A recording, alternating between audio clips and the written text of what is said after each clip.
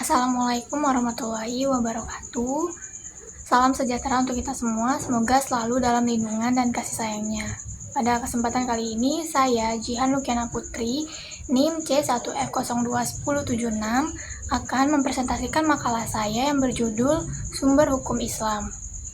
Baiklah, langsung saja saya memaparkan poin-poin penting yang ada dalam makalah saya. Baik, pada presentasi kali ini, topik yang akan dibahas, yang pertama ada sumber-sumber hukum Islam, yang kedua Al-Quran sebagai sumber hukum Islam, yang ketiga hadis sebagai sumber kedua hukum Islam, yang keempat ijma dan qiyas sebagai hukum Islam setelah Al-Quran dan hadis, dan yang kelima adalah dalil-dalil yang membahas sumber hukum Islam. Baiklah, pembahasan yang pertama yaitu makna hukum Islam. Hukum Islam merupakan istilah khas yang ada di Indonesia sebagai terjemahan dari al-fiqh al-islami atau dalam keadaan konteks tertentu dari asy-syariah al-islami. Istilah ini dalam pandangan ahli hukum barat disebut Islamic law. Dalam Al-Quran dan Sunnah, istilah al-hukum al-Islam tidak ditemukan, namun yang digunakan adalah kata syariat Islam. Baik, sumber hukum yang pertama yaitu Al-Quran. Pengertian Al-Quran secara bahasa merupakan bacaan atau sesuatu yang dibaca berulang-ulang. Sedangkan secara terminologi, Al-Quran diartikan sebagai kalam Allah SWT diturunkan kepada Nabi Muhammad SAW dari surat Al-Fatihah dan berakhir dengan An-Nas. Al-Quran ini sendiri memiliki dua jenis ayat. Yang pertama ayat Makkiyah dan yang kedua ayat Madaniyah. Ayat Makkiyah adalah ayat yang diturunkan pada tahun masa Nabi sebelum hijrah. Ayat Makkiyah mirip dengan ayat Tauhid atau ayat-ayat berisi ketauhidan. Yang kedua ayat Madaniyah yaitu ayat yang diturunkan Allah SWT pada saat Rasulullah hijrah dari Mekkah ke Madinah, dan ayat Madaniyah ini berisikan tentang masalah sosial. Terdapat beberapa karakteristik ayat Makkiyah itu sendiri. Yang pertama, setiap surat yang terdapat ungkapan Ya ayyuhan nas. Lalu yang kedua, setiap surat yang terdapat lafaz Kallah. Yang ketiga, setiap surat yang diawali dengan huruf mu'jam atau fawatihus suwar, kecuali surat Al-Baqarah dan Al-Imran. Yang keempat, setiap surat yang dibuka dengan huruf-huruf muqatta'ah seperti alif lam mim ha mim kecuali surat Al-Baqarah dan Al-Imran. Yang kelima, setiap surat yang mencerminkan sejarah nabi-nabi dan umat masa lalu. Yang terakhir, setiap surat yang di dalamnya mengandung sejarah atau makna surat Makkiyah. Lalu selanjutnya, karakteristik dari ayat Makkiyah. Terdapat 4 karakteristik. Yang pertama, setiap surat yang terdapat ungkapan ya ayyuhallazina amanu. Lalu yang kedua, setiap surat yang menjelaskan keadaan orang-orang munafik selain surat Al-Ankabut. Yang ketiga, setiap surat yang menjelaskan tentang hukum-hukum dan sistem perundang-undangan. Dan yang keempat, kebanyakan surat-surat dan ayat-ayatnya panjang dan gaya bahasa yang memantapkan syariat serta menjelaskan tujuan dan sasarannya. Al-Quran memiliki mukjizat. Salah satu kriteria dari Al-Quran adalah mengandung daya mukjizat setiap surat dan ayatnya. Secara etimologis, mukjizat berarti sesuatu yang dapat melemahkan sehingga orang lain tidak dapat berbuat yang sama atau melebihi. Setiap rasul yang diutus untuk menyampaikan risalah mempunyai mukjizat.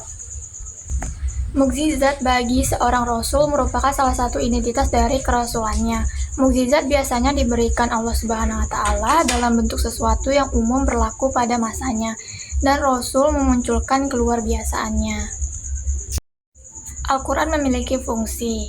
Fungsi Al-Quran berdasarkan kedudukannya. Yang pertama adalah petunjuk bagi manusia. Al-Quran memiliki petunjuk untuk umat Islam.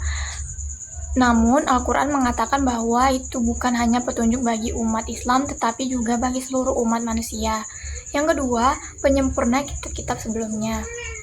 Al-Quran juga berfungsi melengkapi kitab-kitab sebelumnya. Fungsi ini hadir karena Al-Quran merupakan kitab suci terakhir yang diturunkan Allah Subhanahu wa Ta'ala kepada para rasul dan nabinya. Fungsi yang ketiga sebagai sumber pokok agama Islam. Al-Quran adalah pokok Islam dan jiwanya. Dari Al-Quranlah diperoleh ajaran tentang keimanan atau akidah, ibadah, akhlak, dan prinsip-prinsip hukum serta syariah Islam. Akuntansi dalam Al-Quran.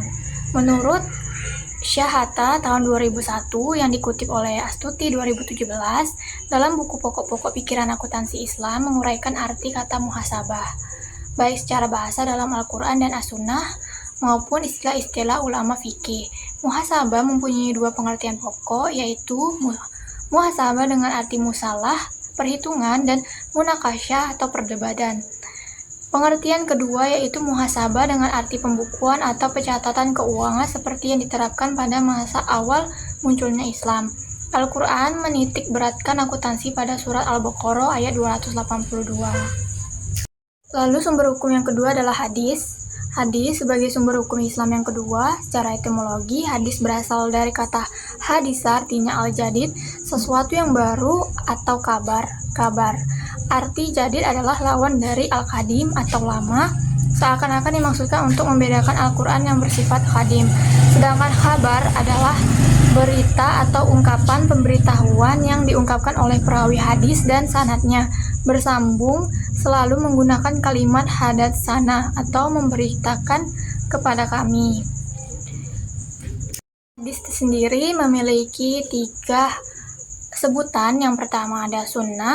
Kata sunnah berarti jalan yang terpuji. Sunnah ialah segala sesuatu yang ditinggalkan oleh Rasulullah SAW berupa perkataan, perbuatan, takrir, sifat fisik atau akhlak.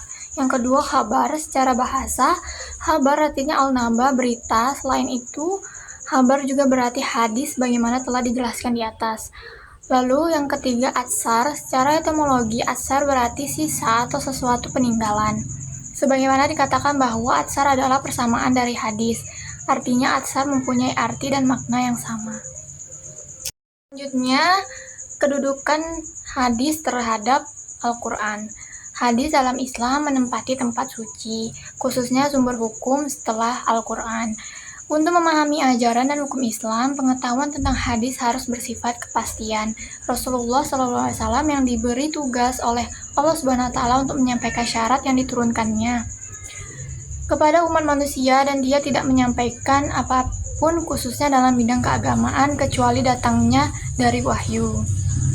Terdapat 4 fungsi hadis terhadap Al-Quran. Yang pertama ada bayan takrir, yang kedua bayan tafsir, yang ketiga bayan ta'syri atau zidayah, yang keempat bayanu takrir atau an-naskh. Lalu sumber hukum yang ketiga ada ijma. Secara etimologi kata ijma berasal dari bahasa Arab ajma'a yujmi'u yang memiliki 2 arti. Yang pertama, ketetapan hati untuk melakukan sesuatu atau memutuskan untuk berbuat sesuatu. Lalu yang kedua, mengandung arti kesepakatan atau al-ittifaq. Terdapat 2 jenis ijma. Yang pertama, ijma sarih adalah kesepakatan seluruh para mujtahid dalam suatu masalah, di mana masing-masing mujtahid itu menyampaikan pendapatnya secara terbuka dan pendapat mereka sama, tidak berbeda antara satu dengan yang lain. Yang kedua, ijma sukuti adalah ketika sebagian dari para mujtahid menyampaikan pendapatnya pada suatu perkara secara terbuka, sementara sebagian dari para mujtahid yang lain diam saja setelah mereka mengetahui pendapat para mujtahid tersebut. Lalu sumber hukum yang terakhir ada qiyas. Menurut ulama ushul fiqh, qiyas berarti menghubungkan suatu kejadian yang tidak ada nasnya kepada kejadian lain yang ada nasnya dalam hukum yang telah ditetapkan oleh nas karena adanya kesamaan dan kejadian itu dalam ilat hukumnya. Secara etimologis, qiyas berarti mengukur, membandingkan sesuatu dengan yang semisalnya. Landasan hukum qiyas dalam pelaksanaannya, qiyas memiliki landasan hukum yang kuat. Beberapa ayat Al-Quran juga mengandung implikasi qiyas. Dalam surat Al-Hasr ayat 7 yang artinya, jika kamu tidak mengetahui, tanyakanlah kepada orang yang mempunyai pemikiran tersebut. Kias terdiri dari 3 macam. Yang pertama, kias aulawi. Kias ini didasarkan pada kekuatan ilat yang mewajibkan adanya hukum pada suatu situasi. Kias yang kedua, musawi. Kias ini menyamakan hukum antara situasi yang memiliki ilat yang sama. Lalu kias adnan. Kias ini menghasilkan hukum yang lebih rendah pada suatu situasi jika dibandingkan dengan hukum pada situasi lain yang memiliki ilat yang lebih tinggi. Baiklah, kesimpulan yang dapat diambil dari presentasi hari ini, pada dasarnya hukum Islam bersumber dari Al-Quran yang kemudian dijelaskan lebih rinci melalui sunnah atau hadis Nabi Muhammad SAW. Wahyu dalam Al-Quran menetapkan norma-norma dasar dan konsep-konsep hukum Islam dan mengubah norma-norma atau aturan-aturan yang sudah menjadi tradisi di masyarakat jika dirasa tidak sesuai. Namun, hukum Islam juga mengatur berbagai tradisi yang tidak bertentangan dengan aturan yang ditentukan dalam wahyu ilahi. Sumber hukum Islam adalah fondasi fundamental dalam memahami dan menerapkan sistem hukum Islam.